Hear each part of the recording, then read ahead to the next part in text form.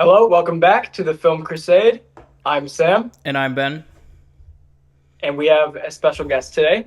I'm Betsy. We will be talking about violence in movies today. Yeah, a little bit Uh, different than normal, but it'll be really interesting. hmm would you like to introduce what we're doing today? Yeah, so Ben and Sam so graciously accepted to have me on their podcast. I will talking about violence in movies. Um, so it's for a class project that I'm doing of presenting research to a specific audience, so movie watchers, so listeners of this podcast. I'm assuming they watch movies because you are the film crusade. We We would are hope some so. Crusade movies, and they just listen to our horrible takes. Yeah, And and I think it's really important. our hypothetical audience that doesn't actually exist. Yes, but I think it's really important for individuals to know about the dangers of violence in movies, especially like if you're raising kids one day, or even at our age, like the media that we consume and how it impacts how we treat others in our lives, or even look at the world around us. But yeah, anything Sweet. else to add before we dive right in? Not really. I think this is kind of your episode, so we'll see where it takes us. Okay, yeah, it'll Yeah, be you've got great. a rare episode where Sam and I stop talking. Thank goodness. No, I'm kidding. All your listeners are gonna be Thank so goodness. Anyways, so I want to start out by asking if you like, what's the most violent movie that you've seen, and how has that affected Oh you? my God. Sorry, I know, like right out of. Okay, the most violent. If I were to say most violent TV show, it would definitely be The Boys. Mm. Um, that show is has so many things wrong with it on every moral ground. Um, I don't really need to get too much into every other detail, but the violence is it's very questionable. Yeah. Yeah, What about you, Beck? I think for me, I think Gladiator, that's probably one of the most violent movies I've seen, just because there's so much fighting. And then that also, it doesn't shy away from gore.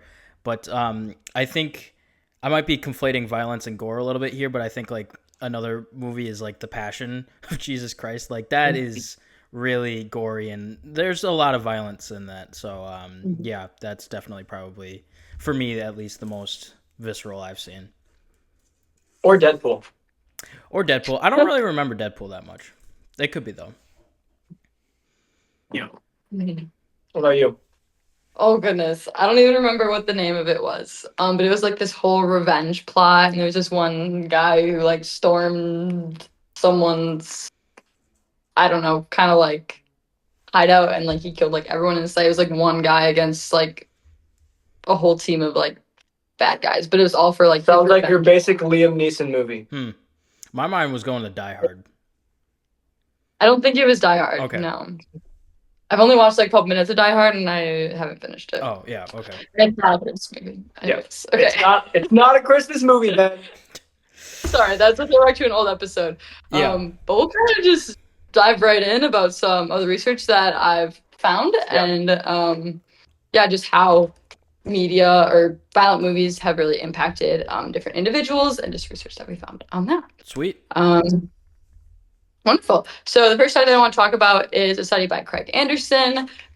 This is called "The Effects of Violent Movies: Internet Hostility on Hostile Feelings and Aggressive Thoughts." So his research suggested that violent movies may increase aggression and increase hostile feelings, accessibility of aggression thoughts. Overall, they found that all of his research did provide evidence that violent movies did increase aggressive thoughts and trait hostility. They really figured this out by exploring the effects of viewing violent movie clips on affect and cognition. So participants who viewed a movie clip later reported higher levels of hostility than to others who viewed a non-violent movie clip. They also replicated this evidence as well in a second experiment, and they also found very similar results. So if you guys are watching clips of Die Hard or any movies that you guys mentioned before, like maybe you might get a little worked up from them, right? Yeah. Yeah, it makes me want to punch someone in the face. Okay. Yeah, because you're a Goodness. very violent person, Sam. We know you for that one. True. Oh, yeah. So yeah, and you guys are young adults, so you like imagine like kids Yeah, watch these movies. And, 100%. yeah, for yeah. sure. All right, so the next study that I want to talk about is a study on cognitive behavioral anger control treatment. And they did a study on the effects of animated movies on the aggression and behavior performance of primary school students using this technique of cognitive behavior anger control training. So, and at first, this study really wanted to examine the impact of animated movies on the aggression and behavioral performance of primary school students. So in the first part of this study, the influence of animated movies on 300 students from 10 different primary schools in Pakistan. They examined, they did a study on 7 to 9 year old children, um, and they had found um, that violent animations play a significant role in the aggression and behavioral problems of male students, more so compared to female students. So males are more violent than females is something that they found in this study. No kidding. Yeah, Shocker. yeah, are you surprised? Well, yeah. Um, so just like I can see this even in my own like home in my own family. I have lots of siblings, and my little brother like watching a violent movie for his age, whether that's like if we're watching Hunger Games as a family, or like Yeah, even I remember when we were watching like Star Wars, and yeah, after Yeah. he would be like running around and like hitting us with stuff, and like my little sisters wouldn't do that when we watched it with them Yeah. when they were younger. You yeah, guys see that in your siblings? I mean, I mean, as I am right now, I mean, I've grown, but and I'm older, Mhm. but I feel like as a kid, I can definitely remember, like, let's just say movies, video games, that whole spectrum of kind of like media. yeah, Like if there's violence or anything in it, Yeah. it kind of promotes this image of that it's okay. yeah, Yeah. And yeah, I just think it's kind of sets a bad example, and Mhm. especially if it's shown to a young enough audience. yeah, Like I've heard of examples where like kids were watching like Squid Game or Mhm. Deadpool, and like afterwards they're like talking about violence or talking yeah, about they're swearing more because they're yeah, like, oh, Deadpool's so cool. He cusses and he kills and he does all this other stuff. Mhm. And they're like, that's not, I mean, Deadpool is, I'm going to say he's cool, yeah. but he's not a great role model. Yeah, yeah, yeah. I mean, like kids are just so impressionable. I mean, I don't know much about the subject, but I know a little bit about it just from being a education student. Is just the fact that like, you don't even intentionally try and do something, and they might, kids might pick it up if they just see you do it. I mean, that's just kind of a big thing of like, you look at a parent and their child, and as they get older, you can just see how much that the parent took or the child took after the parent and stuff like that. Mhm. I mean, I'm the youngest, so I don't really have that experience of like seeing younger siblings, getting more violent after a movie. But like, I definitely can kind of remember myself of just like, like for example, like I watched Indiana Jones as a young kid. Like, oh man, Indiana Jones is so cool. I want Mhm. to, punch Nazis and stuff like that as well. So like I can definitely like understand how Mhm. stuff like that can definitely affect it and make kids more violent in the sense that like they want to do these violent actions, but I don't know if exactly it's more just like they don't know that it's violent or if it's just like just a little bit more normalized to them. Yeah. I agree. Definitely. And even like how much violent movies have increased, like the violence in movies have increased over time. Mm-hmm. There was research done by Futini and others about the trends of violence in movies during the past half century.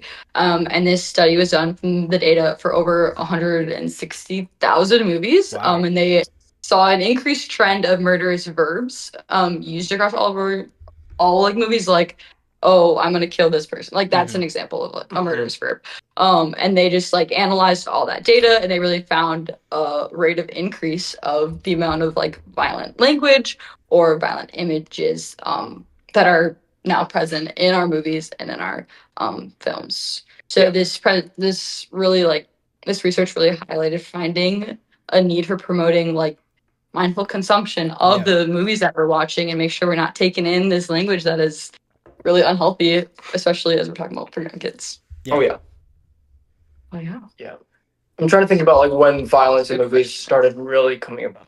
Yeah. Like, because when I think of like the 1930s, I think of, you know, I think of Wizard of Oz. I think of um Well, you can. 12 Angry Men. 12 Angry Men. Like, I can't think of a whole lot of movies where there's a whole lot of violence in Mhm. from the 30s to the 50s until like I think really violence started around 70s and 80s.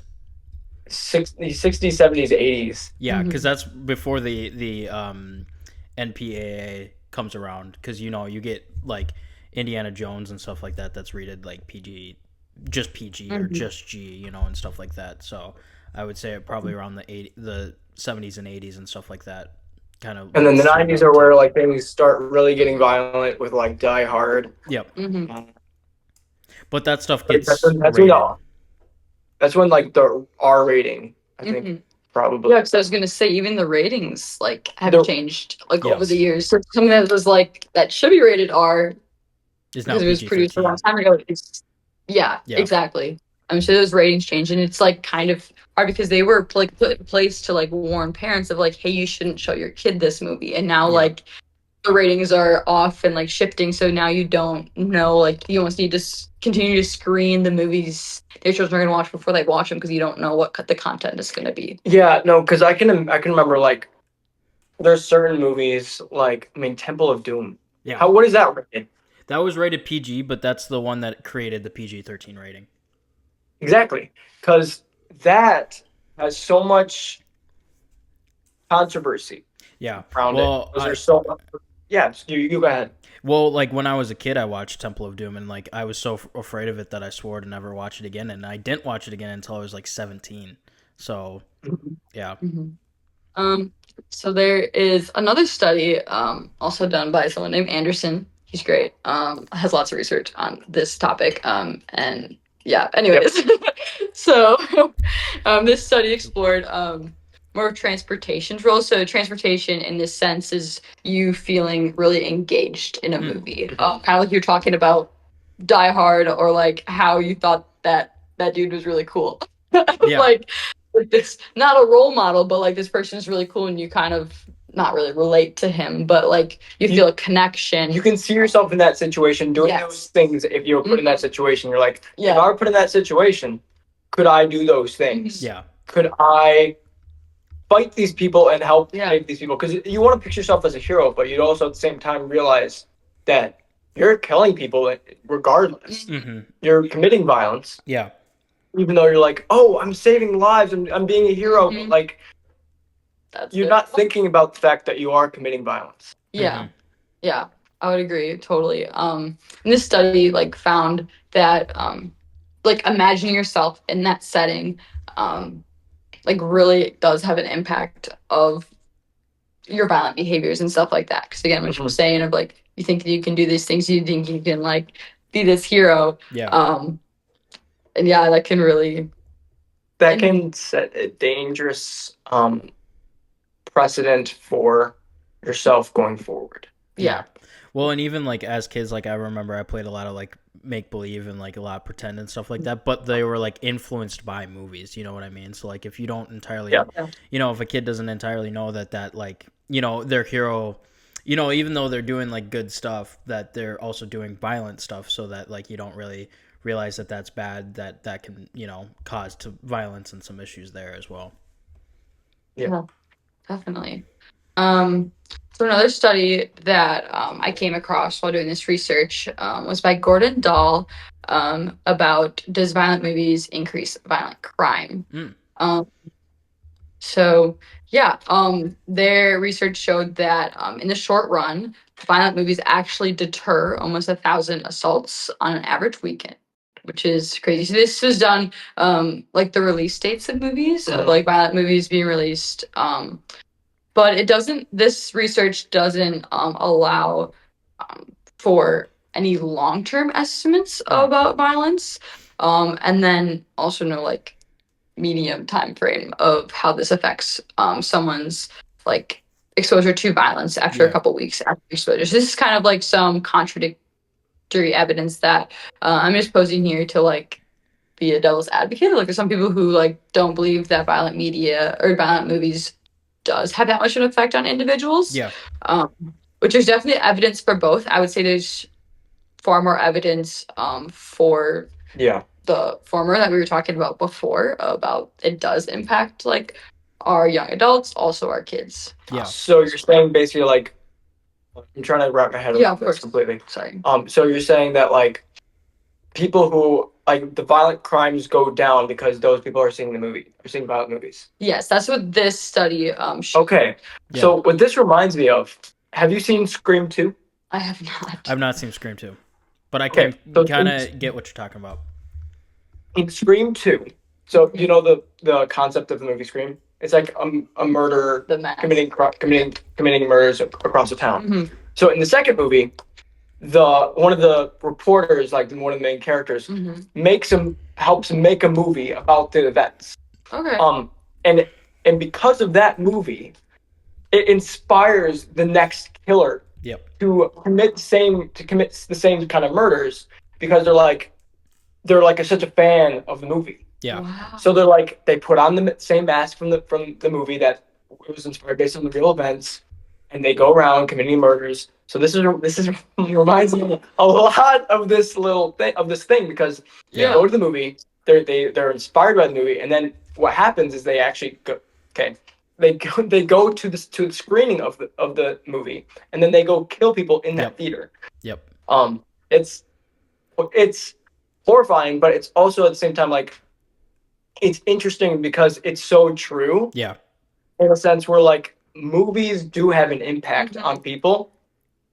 I mean, it's in this franchise more particularly. Mm-hmm. Well, and there Like that. actually is a real life example of that because there was a big thing around. I worked in a movie theater, so they talked about this. They told me this story once is that there was a movie theater in Colorado where the Christopher Nolan's The Dark Knight had come out, and then when The Dark Knight Rises came out a couple years later, there was a guy who had watched The Dark Knight, was a big fan of it, and he wasn't exactly the most mentally there, and he kind of idolized the Joker, and he went and brought a gun into a movie theater, and like there was a shooting at this movie theater, and like that's kind of been a local legend and like kind of like informed like some theater policies and stuff like that too. But like you can definitely see that the correlation between that violent movie, so that when the sequel comes out, that there's some violence perpetuated from that movie. Yeah. Yeah, a lot of people like when they go into movies, they end up idolizing a certain character. Mhm. Whether it's Batman, Indiana Jones, they idolize a character, but sometimes they idolize the wrong character. Exactly. Yeah. Yep. Like the killers in Scream, Mhm. or Jason, or the Joker, Patrick or Bateman from or, American Psycho. Patrick Bateman. Yep. People have done that. People or what's the other one I was just thinking of? Michael Myers. Silence of the Lambs. Yep. What's his name? Hannibal. Hannibal right? Lecter.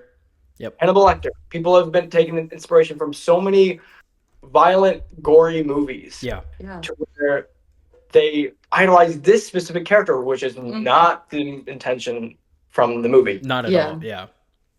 But they kind of like misinterpret Yep. the actual like point and the theme of the movie. Yeah. Yeah. So that kind of brings us to our next source I want to talk about. Yeah. It is a study on the impact of acute and cumulative exposure to violent film on social cognition, especially in university students. It's by Smith and others. So they kind of predict that acute exposure to violent films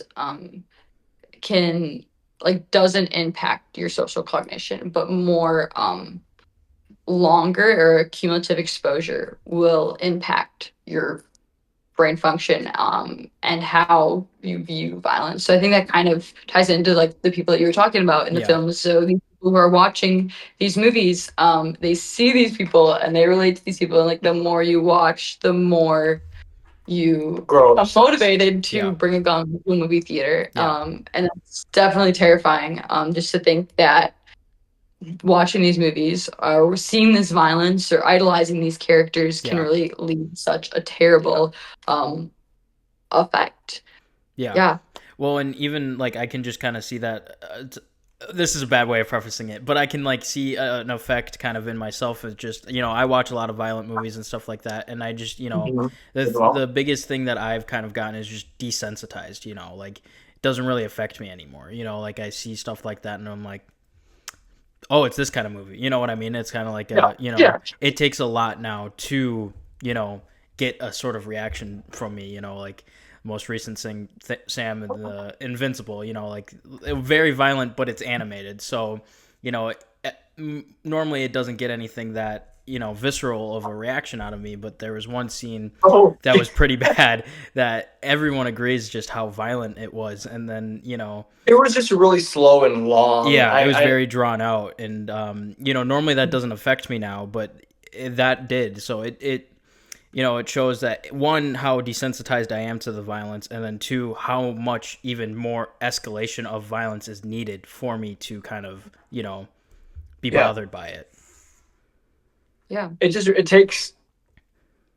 takes the wrong mind to be able to Yeah, earn that culmination of seeing Mm-hmm. like violence to really be able to start turning that into behaviors or like reflect that behavior. yeah, Yeah. Um, but regardless, like the movies do affect them yeah, and they do impact them and they do like show them a model to take after, whether it's good or bad. yeah, Um, yeah. Yeah, definitely. That kind of ties right into our next study, published by the Journal of Personality and Social Psychology, done by Lenz and others. But this study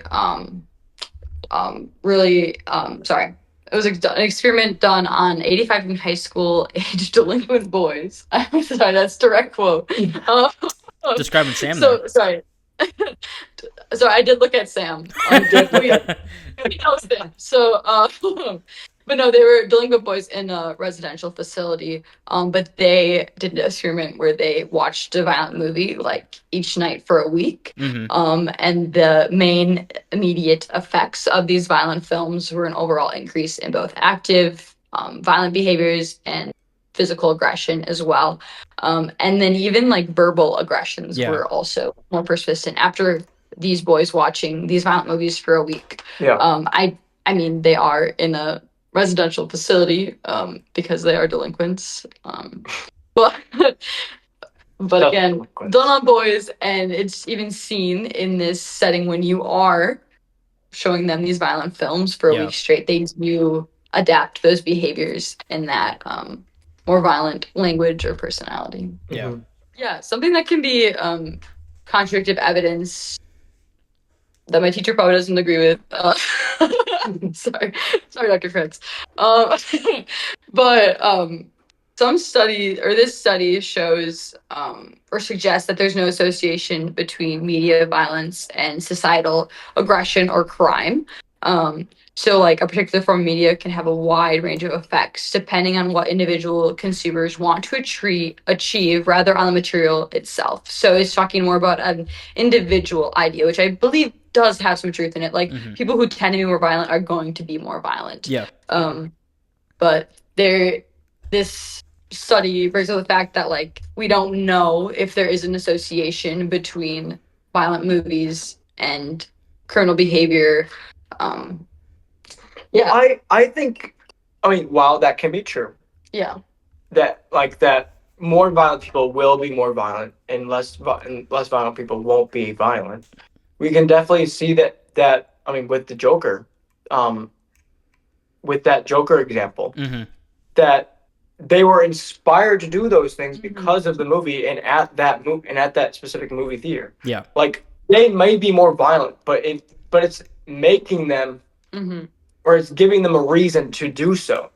It's giving them someone to idolize. It's giving them someone to look up to, hmm and it's encouraging them more Yeah. So it definitely does depend on the person whether or not they'll be impacted by the movie, but it doesn't help. Mm-hmm.